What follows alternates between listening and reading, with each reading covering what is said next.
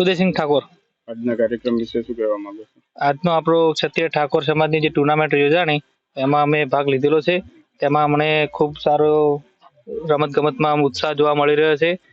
જેવા કે મારા હિતેશભાઈ પણ સારા ફોર્મમાં છે અને જયંતિભાઈ, અમૃતભાઈ અને આપણો જેવો ઠાકોર સમાજ।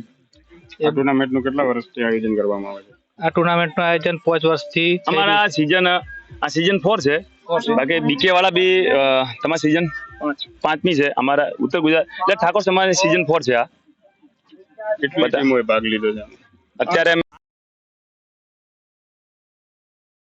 મિત્રો અત્યારે ઓલપાડ ખાતે ક્ષત્રિય ઠાકોર સમાજની ટુર્નામેન્ટનું આયોજન, આ ચોથી મેચનું આયોજન ચોથી સિઝનનું આયોજન કર્યું છે, જેમાં આયોજકો સરસ મજાનું આયોજન કરેલું છે અત્યારે, અને 8 ટીમોએ ભાગ લીધો છે।